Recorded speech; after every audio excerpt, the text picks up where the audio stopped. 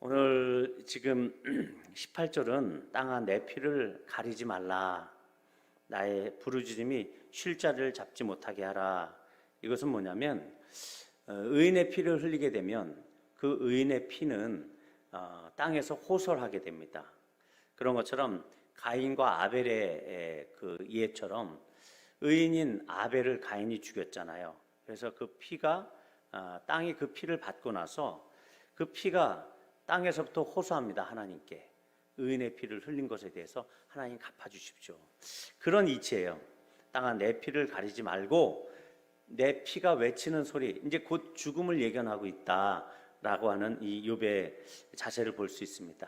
내가 이제 죽어서 내가 의로운 사람인데 이 피가 땅에 흘려졌기 때문에 나의 부르짖음이 쉴 자리를 잡지 못하게 하라. 계속 하나님 앞에 나의 이 억울함이 호소되어지게 하라, 이런 뜻입니다. 그리고 19절, 그리고 나의 증인이 하늘에 계시고 나의 중보자가 높은 데 계시니라, 이렇게 표현하고 있잖아요. 그래서 지금 중보자를 구하고 있는 이 욥의 마음, 누군가 좀 중재를 나서 주셨으면 좋겠다. 너무 억울합니다. 그러니까 법정 앞에서 수많은 증인들이 나를 유죄를 선포하고 있는데 나는 무죄이니까 이 내 앞에서 누가 좀 나타나서 변론을 해주고 중재해줄 한 사람을 구하고 있는 이 욥의 모습을 우리가 볼 수 있습니다. 그리고 세상에 버림을 받은 이 욥은 마치 자신이 중보자가 되신 그리스도의 길을 가는 의인처럼 지금 비춰지고 있어요. 그러니까는 의인이신 예수님께서 우리 인류의 중보자로 서 계셨잖아요. 그런데 이 욥도 역시 지금 예수 그리스도의 그 의로운 길을 가면서 자기 자신이 중재할 사람이 없어서 자기 자신이 스스로 자기를 중재해야 되는 그런 애탄함을 표현하고 있는 모습으로 봐서 중보자이신 예수 그리스도를 예표하고 있구나, 이런 사실을 또 보게 됩니다. 또 7장 3절에 보니까 청하건대 나에게 담보물을 주소서 나의 손을 잡아줄 자가 누구이리까? 이 표현은 뭐냐면 상법적인 용어예요, 이게. 그래서 하나님께 친구들의 유죄 비난에 대해서 그것을 맞서서 내가 변론하는데, 그래서 나를 위한 담보물을 받아달라라고 하는 호소라고 보시면 돼요. 그러니까 화이브레이라는 사람이 이렇게 표현했는데, 이것은 차용금에 대한 담보물을 가리키는 전문 용어다. 그래서 이스라엘의 법적인 관행으로 비춰봤을 때 즉시 빚을 갚을 수 없는 채무자는 자기 소유에 속한 어떤 물건을 나중에 빚을 갚을 때 반드시 찾아오겠다라고 하는 의미에서 빚을 갚겠다라고 하는 의미로서 담보물을 보증물로 담보물을 제공한다는 것이죠. 그러니까 욥은 지금 자신이 채무자가 된 겁니다.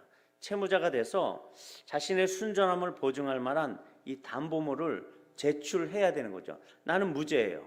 그래서 내 채무자인데 그래도 내가 이 채무를 정확하게 갚는 날, 내가 무죄로 판결되는 날까지 담보물이 필요하니까 담보물을 제출해야 되는 자신의 위치에 대해서 지금 이야기하는 것입니다.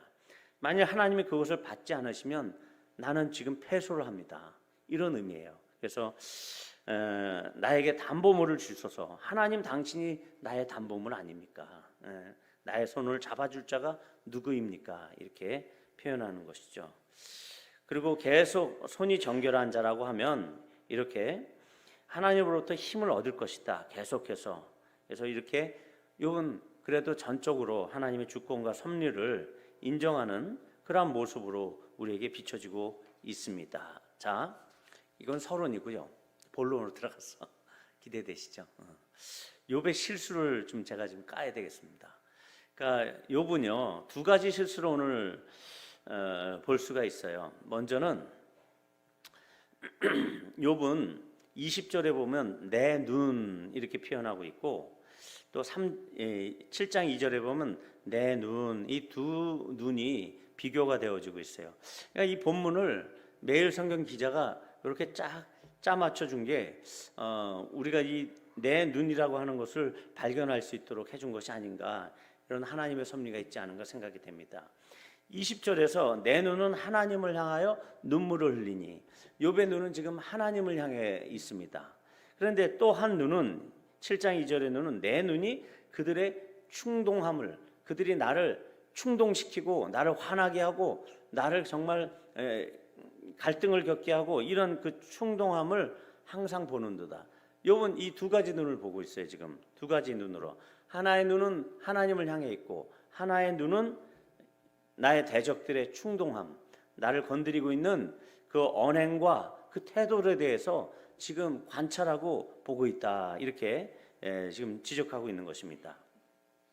나를 조롱하는 자들이 나를 충동하는 것을 보고만 있을 수 없기 때문에 그 눈이 그들을 째려보고 있는 듯하고 그들에 대해서 지금 어쩔 수 없이 그냥 답답하고 그런 마음들이 지금 이 두 눈에 의해서 비교가 되고 있습니다. 자, 욥의 실수는 가까운 친구 같은 나의 적들에 대해서 너무 예민한 반응을 하는 데 있다라고 보여집니다. 어떻게 제가 밑줄로 표현해 봤는데 20절에 보면은 나의 친구는 나를 7장 2절에서는 나를 조롱하는 자들이, 4절에 그들의 마음을 가려 깨닫지 못하게 하시고 그들을 높이지 마소서, 보상을 얻으려 친구를 비난하는 자들을 그의 자손들의 눈이 멀게 하리라. 이런 이야기. 그들이 내 얼굴에 침을 뱉는구나. 경건하지 못한 자, 너희 중에 지혜자를 찾을 수 없다. 그들은 밤으로 낮을 삼는다. 이런 식으로 계속 그들의 저주를 향해서, 그들을 저주하기 위해서 집중되고 있는 것을 봅니다. 하나님의 훈련의 도구 안에서 그들이 있었던 것이거든요. 결국은 하나님은 큰 범위 안에서 그들을 욥에게 보내신 거예요.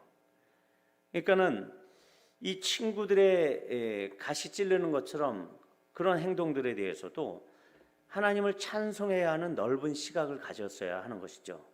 그러니까 그 시각이 하나님께로만 향했어야 되는데 그 눈이 친구들에게 나눠져 있었던 거죠.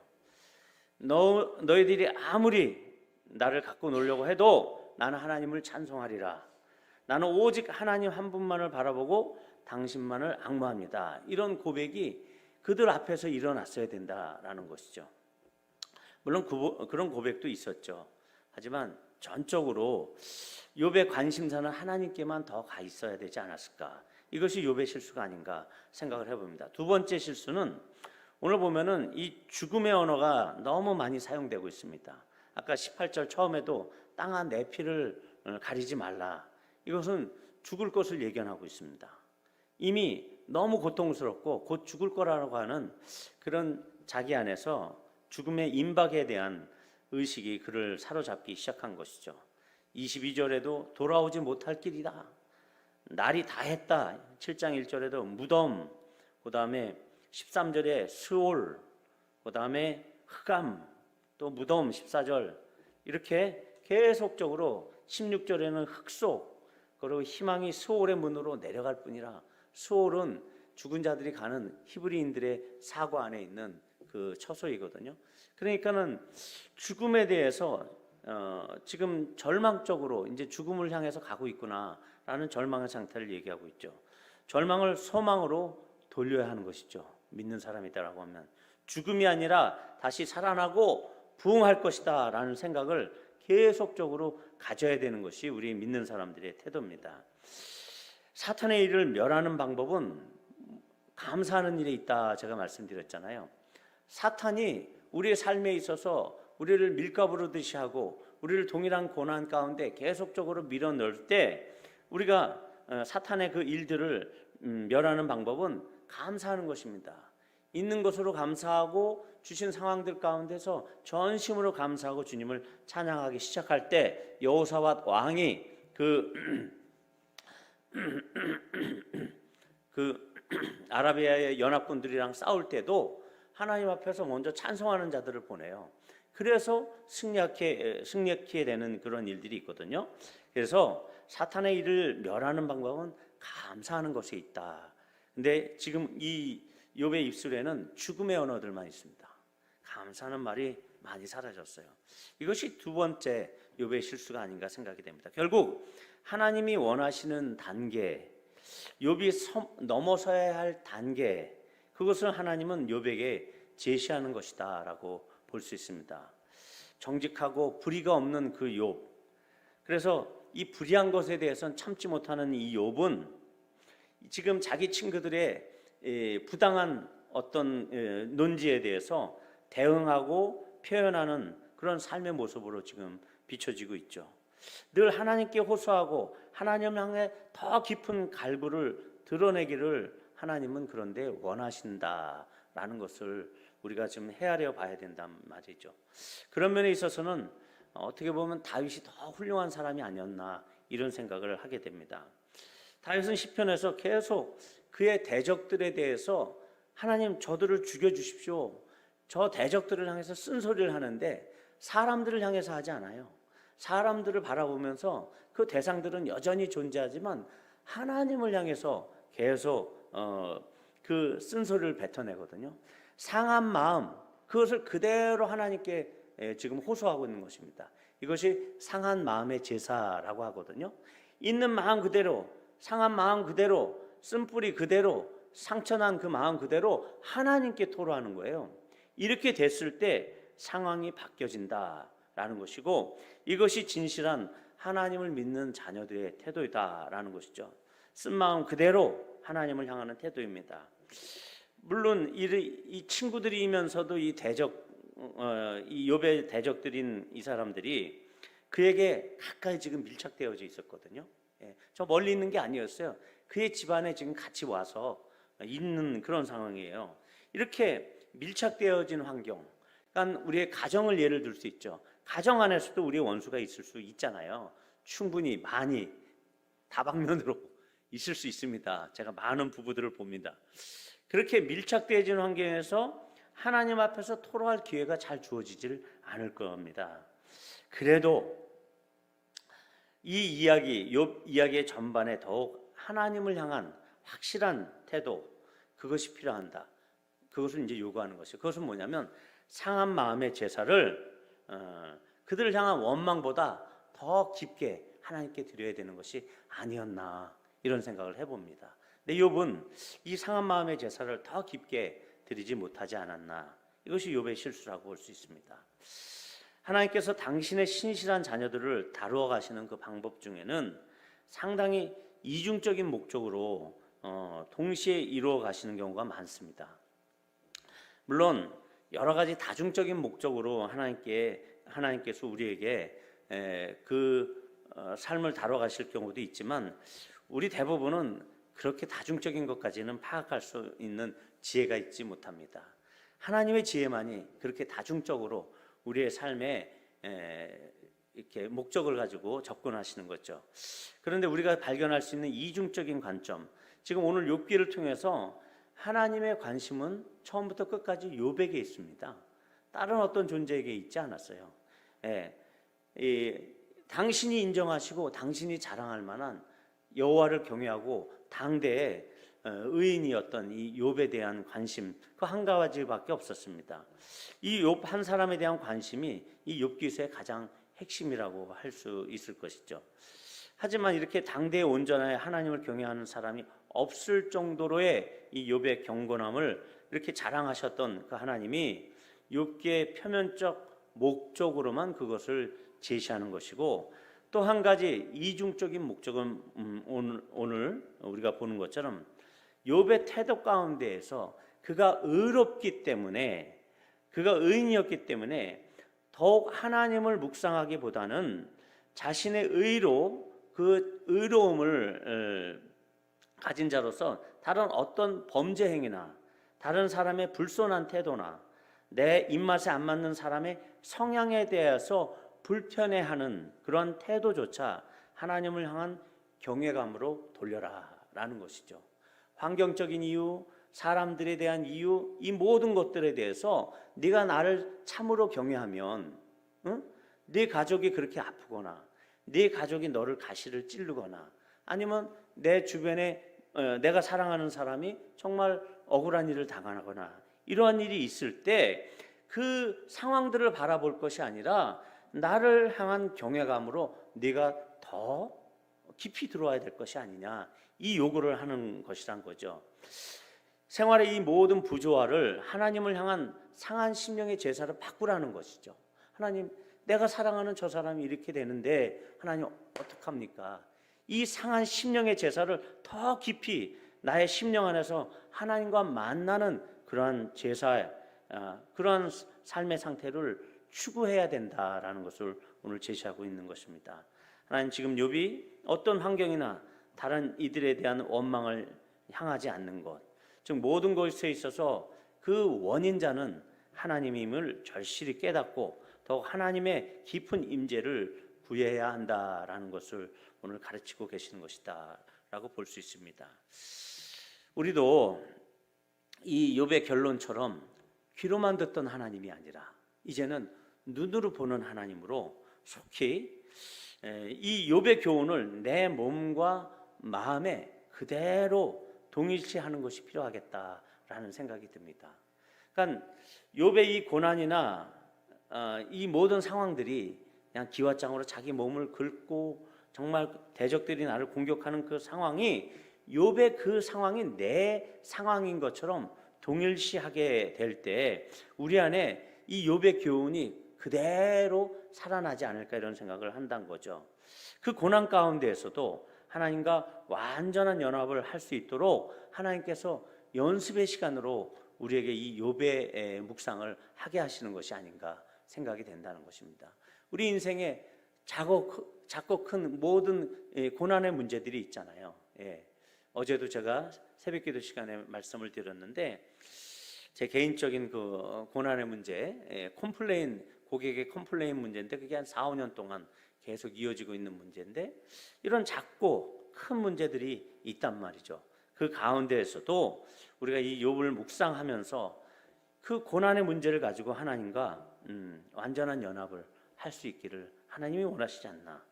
이런 면에서 우리는 욥보다도 더 훨씬 유리한 위치에 있습니다. 이 경건의 훈련 면에서도 우리는 더욱 쉽게 하나님을 만날 수 있는 시스템이 갖춰져 있기 때문에 그렇습니다. 왜 그렇죠? 그것은 바로 우리 주 예수 그리스도의 그 고난을 통해서 우리는 그 거쳐야 될 고난들을 이미 통과한 사람이라고 볼 수 있습니다. 우리들이 그의 십자가 고난, 예수 그리스도의 십자가 고난을 묵상하고 또한 그 묵상하는 사람들이 부활에 동참한다라고 하는 이 믿음만 갖게 된다면 굳이 욥의 고난이 아닐지라도 모든 고난이 너무도 쉽게 여겨질 것이다라는 것이죠. 바울 사도와 같은 사람도 굶주리기를 그렇게 밥 먹듯이 하고 적신으로, 어떤 경우는 도둑에, 어떤 경우는 그 항해에 그 모든 난파선이 배가 난파하고 그 모든 환경, 이런 고난 가운데에서도, 어려운 환경에서도 그리스도 안에서 우리에게 주신 모든 은사를 믿음으로 취했던 사람이다라고 볼 수 있습니다. 그 믿음을 보시고 좋은 환경으로 금세 바꿔주실 것이다라는 것이죠. 설사 이 땅에서 그 고난이 끝이지 않는다라고 해도 이 7, 80년, 8, 90년의 생활들이 저 영원한 천국에 대비했을 때는 이거는 말도 안 되는 거죠. 하나님이 주시는 그 은사들, 선물들은, 그러니까 우리가 지금도 믿음으로는 취할 수 있다라는 것입니다. 그 영원한 은사와 영원한 선물이 예비되어져 있고, 우리에게 지금 그리스도 예수를, 그 영생을 주실 그 은사, 그 영생을 주실 선물 예수 그리스도를 우리가 인격적으로 확 받아들이고 그를 믿는 그 믿음 가운데 산다라고 하면은 우리에게 욥이 갖지 못한 축복을 이미 많이 주신 것이다 라고 볼 수 있습니다. 욥도 갖지 못한 축복을 그리스도 안에 있는 우리가 받은 것인데, 그것은 고난도 우리의 믿음으로 훨씬 빨리 이겨낼 수 있다는 것입니다.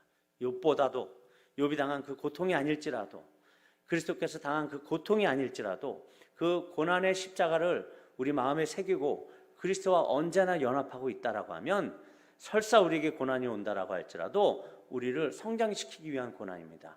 마귀가 우리를 밀가부르듯이 까부른다고 할지라도 곧 승리하고 이길 수 있는 것은 그리스도 예수 안에서 우리가 선포를 하기 때문에 그렇습니다.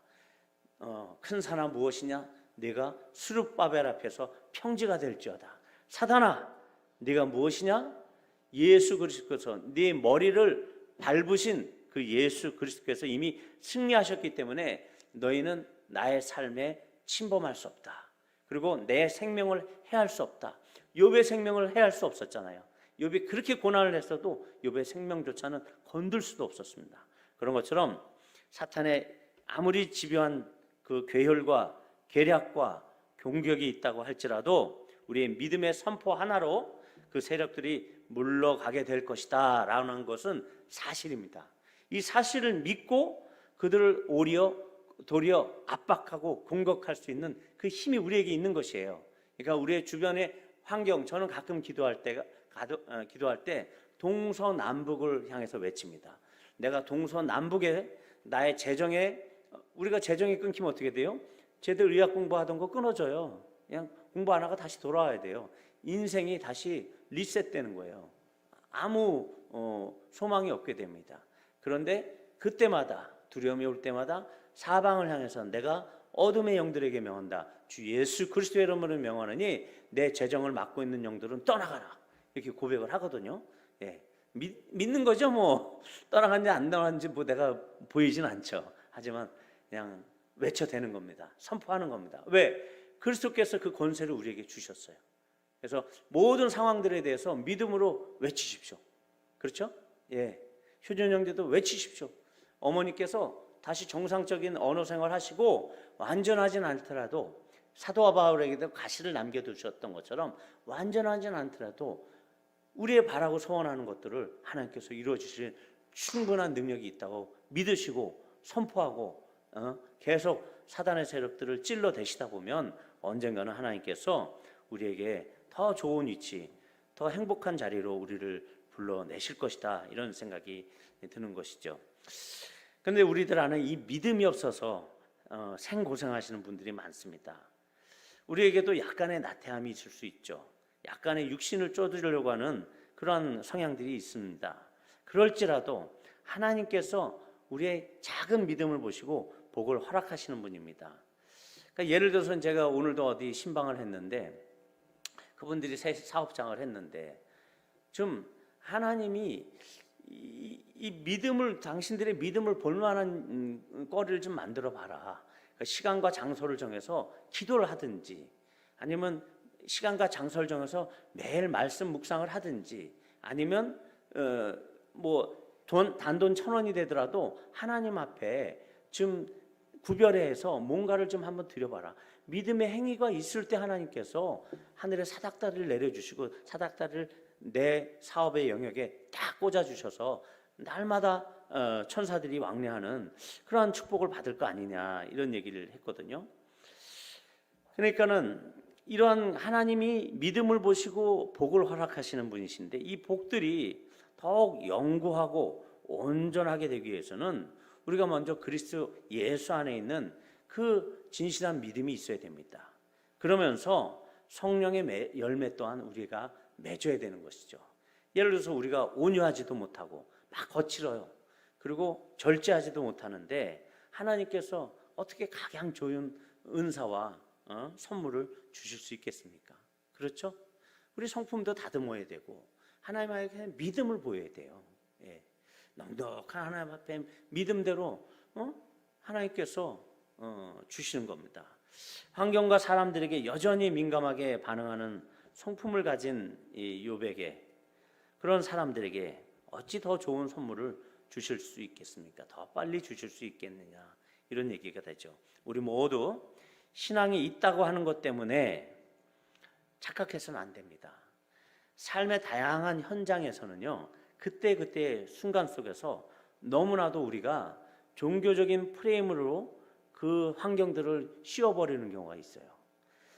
지나친 낙관주의 같은 것들이 바로 그런 거죠. 잘 될 거야. 그걸 우상으로 만들어버릴 경우가 있습니다. 내 삶의 진 면목을 못 보는 경우가 허다하다는 거예요.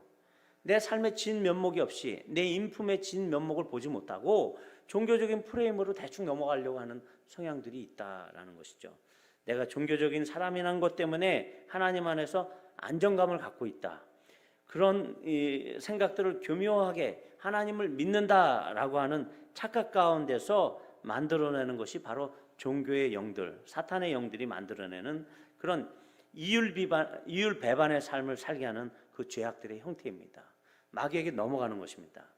종교적인 색채를 띠는 것으로 인해서 나의 전인격적인 그리스도 예수와의 진실하신 그 교제와 묵상, 그를 따라가는 삶, 이런 삶을 살지 않으면서도 평안하다 하는 상태로 만들어버리는 그런 착각을 우리가 갖게 될 수 있다라는 것입니다. 그러니까 하나님의 진리로부터 오는 생각들, 그런 생각들과 상관없는 자기 인품과는 어울리지 않는 얼토당토하는 허황된 생각과 말들을 한다는 사실, 이것이 우리의 삶의 주변에서 많은 세상의 크리스찬들에서 보게 되는 현상들이라는 것이죠. 이것을 우리 또한 가끔 잊고 산다는 것입니다. 예. 평소에 자기의 인품과 하나님의 말씀과 하나님을 경외하는 태도, 나의 믿음의 자세와 함께 축복은 문이 열린다라는 것을 우리는 꼭 명심해야 할 것입니다. 하나님께서는 우리가 마귀에게 져서 늘 우울하지 않기를 바라십니다. 영적인 면에서 종교의 영들의 속임에 우리를 방치해서도 안 되는 것입니다. 삶의 문제에 있어서도 하나님의 음성을 듣는 일에 게으를 수 없습니다. 왜냐하면 하나님의 음성을 듣지 않고 우리가 삶의 문제를 너무 쉽게 처리하다 보면 꼭 어디선가 문제가 오게 됩니다. 처음부터 다지고 나가야 돼요. 삶의 문제의 해결은 하나님의 뜻을 듣고 하나님의 음성을 듣고 믿음을 발동하고 순종하면서부터 문제의 해결이 오는 것입니다. 그때 곧 우리의 모든 문제들은 감사거리로 바뀌게 될 것입니다. 그러니까 가장 핵심은 하나님께 전인격적으로 순복하는 것에 있습니다. 예. 그 안에는 전인격적이라는 그 말 안에는 영성 또한 인품 또한 하나님을 믿는, 그래서 하나님께 전적으로 순복하는 삶을 얘기하는 것이죠. 날마다 이렇게 우리가 성경 말씀을 열심히 묵상하고 종교적인 형태만 가진 하나님의 이름으로 포장된 그런 삶이 아니라 우리의 내면이 진실함으로 꽉 차가지고 진정한 하나님의 사람들로 이 세상에서도 정말 하나님의 사람으로 종교인이 아니라 하나님의 사람들로서 살아내는 우리 모두가 되기를 주님의 이름으로 축원을 드립니다.